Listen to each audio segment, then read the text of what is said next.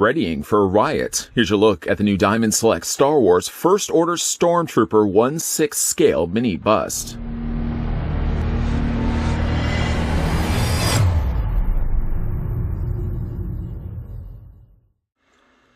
The First Order's infantry units wear stark white armor derived from that worn by the Republic's clone troopers and Empire's stormtroopers. Members of this new generation of stormtroopers are trained from birth, growing up with unit designations instead of names, and fed a steady diet of First Order propaganda to ensure absolute loyalty. Where the Empire opted for numbing routine, the First Order's training simulations and live-fire drills encourage improvisation on the battlefield, making these stormtroopers more dangerous than their Imperial predecessors. Designed, modeled, and prototyped using top-of-the-line 3D technology, this 1/6 scale mini bust represents the next in their new collection from their ongoing Star Wars saga. Each mini bust is hand-cast, hand-painted, and hand-numbered with a limited edition certificate of authenticity. May the Force be with you.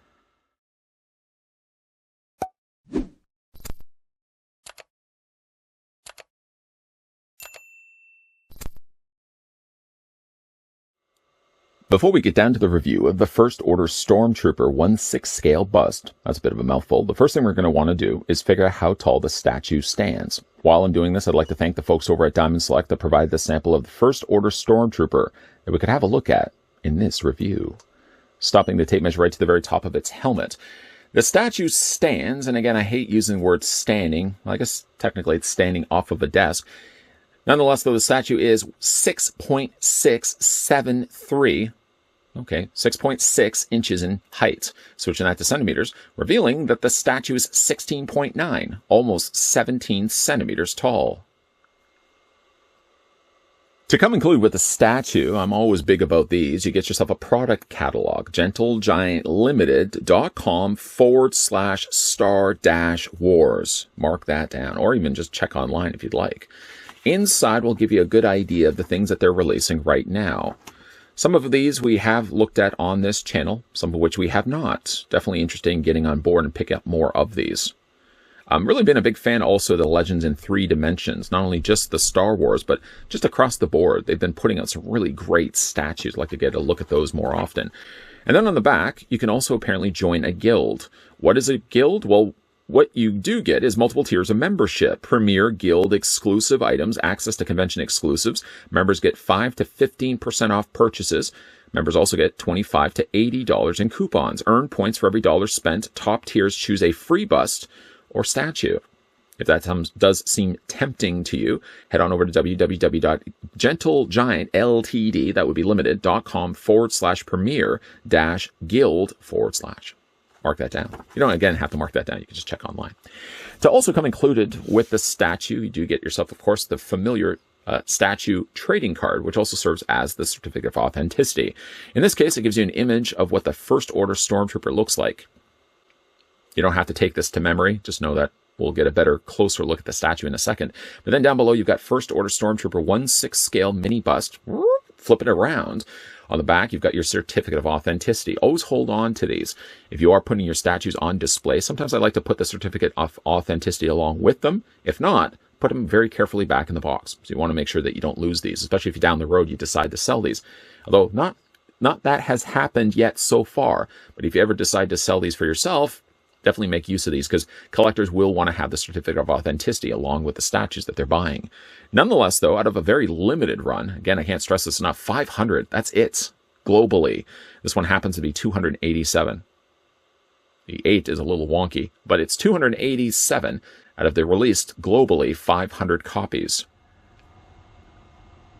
I guess at the moment it does look like the Stormtrooper has been blown to bits. The reasoning why I'm showing you disassembled pieces of the Stormtrooper is to show you, and when you get him out of the box, you are treated to a little bit of assembly. The assembly is super easy because all involves magnets. But it also does give you the available option of swapping out component pieces to the First Order Stormtrooper. So if you can have it in 2 different looks, essentially. You could really put it in more looks than that, but there's kind of 2 different ways to display it. And before we sort of get down to swapping out those available options, let's go ahead and pick up the torso. Seems a little unsettling, I suppose, to be picking up a torso with missing arms and a missing head for a Stormtrooper, but nonetheless, One thing you can have a look at, though, is at least the base, a nice matte black finish, tilting it up slightly, revealing underneath the necessary 411 information about this particular bust. The fact that it's presented to us by Gentle Giant, the fact it's Star Wars, and the fact it's First Order Stormtrooper 1/6 scale mini bust. You still treat it as well to the same familiar number that we looked at when we had a look at the Certificate of Authenticity out of 500 copies, and you're also given some rubberized feet, 4 in total. Again, I always praise the fact that companies put rubber feet on the bottoms of their statues. Say you are somebody that puts your statue onto a surface and then slides the statue. Oh, that's not a good idea. But at least the rubber feet protect the surface that you're moving the statue on. Not to mention, it also lifts the statue from whatever surface you've got it by just the amount of thickness that are on those feet. It also then guarantees that this number right here, a very crucial number that you don't want wearing off, any bit of sliding this on a surface may eventually rub that marker off. So the feet sort of also serve in that way to lift it off the surface that you're moving the statue. Again, I really want to advocate, don't be sliding your statues around. Let's go ahead and fix the fault of not having these limbs and head in place. We're going to go ahead and take the head for the time being. You know, in fact, we're just going to put that down for right now. Let's have a closer look at the First Order Stormtrooper helmet. Now, I never used to like the design of this, and I guess I still don't, but I don't like it. I don't dislike it as much as I used to. I still find it looks like a duckbill. Can't help but see that. It looks like a duckbill to me. It definitely has a more smoother design than the original Imperial Stormtroopers. It's sleek, and I get the reasoning why they went with that, as opposed to what we got with the original Stormtrooper designs. I will say, to the credit, it's got some nice stark white going for it, and it's got some very rich black panel lining. The black isn't the cleanest, unfortunately. There's areas, especially around the goggles, for example. You can see that it's just missed a little bit past its mark, and it's bled a little bit. It's also bled right along the bridge of what I could probably describe as the bridge of the nose for the helmet. Now, keeping in mind, again, these are all hand-painted. Spinning around, you got a nice bold black line running around the bottom area here. Again, there's just a few little areas, just a couple of areas where the paint has just overlapped itself. We'll go ahead and take the helmet, though, very carefully, grabbing the bust, attaching the helmet like this. Now, it attaches via magnets. You want to make sure that the head is going all the way down. One thing, at least, by the way that the head attaches, is some sense there's a little bit of head articulation, just in the idea that this can rotate back and forth. Really, all it does is just because the head has a little bit more of an opening to it than this area right here, it just adds for a little bit of wiggle space. I kind of like that, just the idea of tilting the head ever so slightly to the side. Before we go ahead and start adding the arms, quickly showing you what the torso looks like. Very familiar looking First Order Stormtrooper design. Sleek white again with the little noted areas of black, the vented areas on the front, the little section along the top. And of course, like in the movie, it's got the belt with the little pockets, little canister located there on the back. Again, all hand painted on these pieces. Now obviously, the First Order Stormtrooper is going to be missing a little bit of something right now. How can it possibly shoot at anyone if he doesn't even have arms? We'll go ahead and fix that. As you'll see to your right, as you'll see to your left, the First Order Stormtrooper comes with different swappable options. And really, there is the option available to mix and match this. There is sort of a configuration designed in place that one arm is better suited for one other arm. But again, you can kind of mix and match these if you want. Starting first with a straight arm.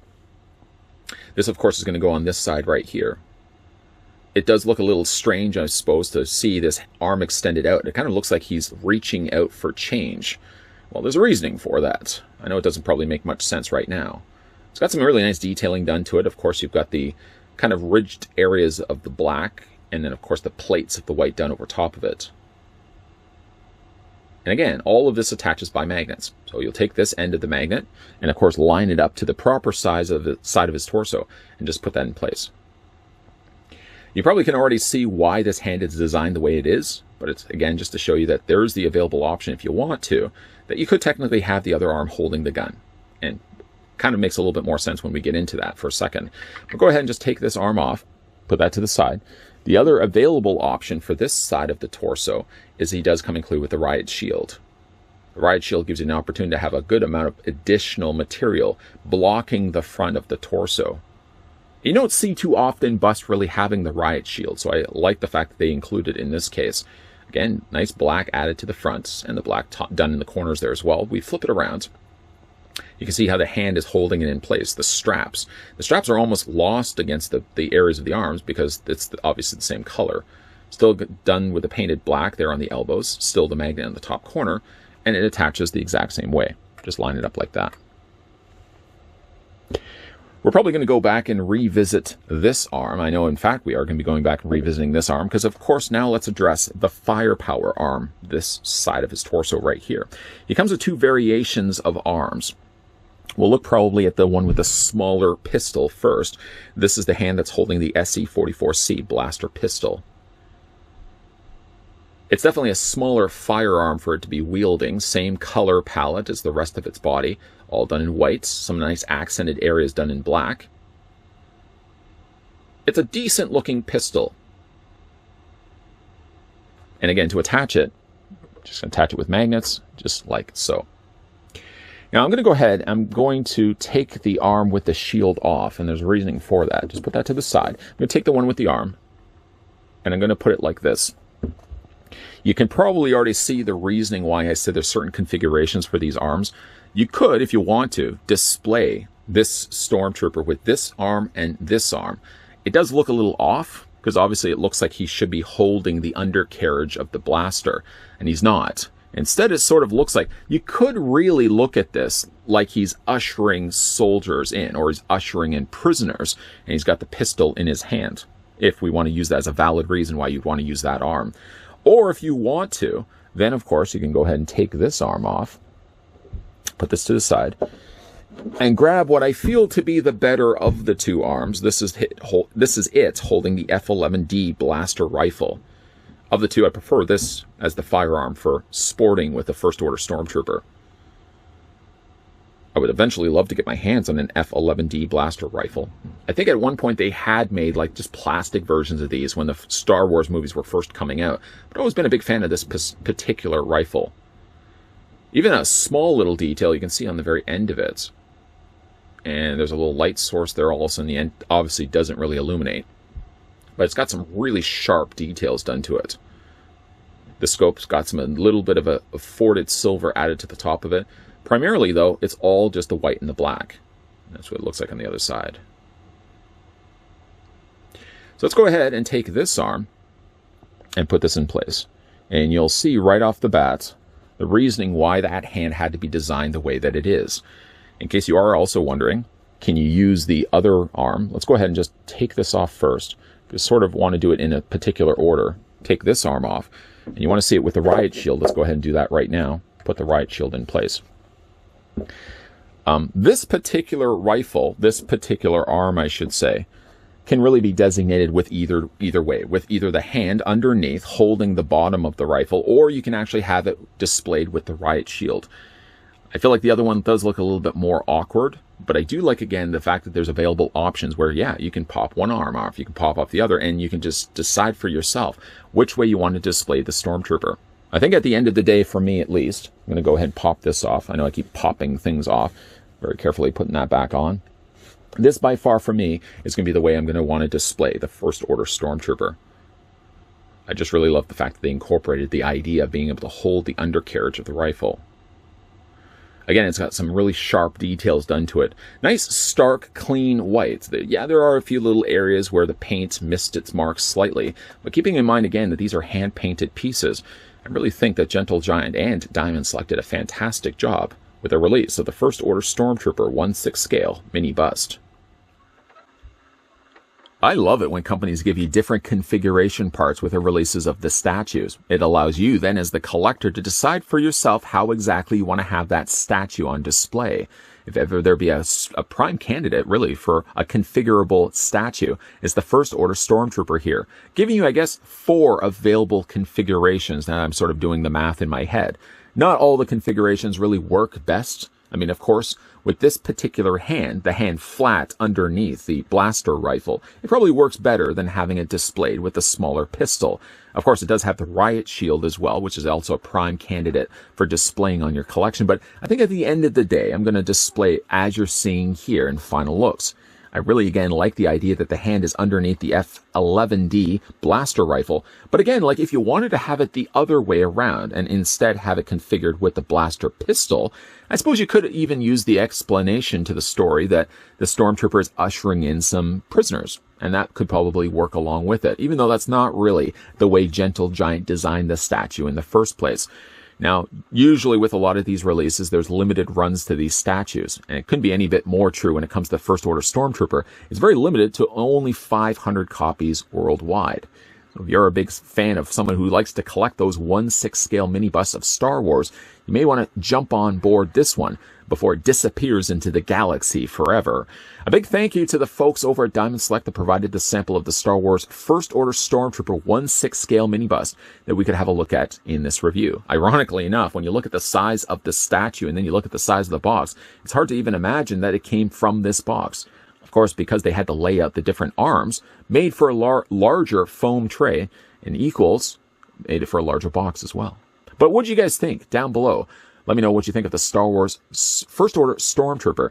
And do you think it looks like a duck? I still keep thinking it looks like a duck bill, but that's just me. Maybe it's just me. If you guys are new to this channel and you're enjoying all the content you're seeing here, because there's always new stuff coming your way. I mean, as quickly as we're having a look at this one, there's probably going to be a new review lined up and coming right around the corner. But the key to ensuring that you're not missing out on anything that's popping up here is by hitting the subscribe button down below, by turning on the bell notification, and by, coming back to this channel regularly. It's probably best in your best practice to come back to this channel on a daily basis. Just check to the homepage and see if there's anything you may have missed.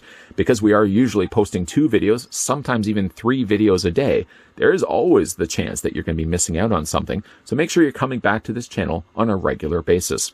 Not only are we going to be looking at more Gentle Giant and Diamond Select statues, but there's a whole ton of new stuff coming your way as well, so keep your peepers ever peeled. And as always, guys, thanks for watching. I'll see you guys next time.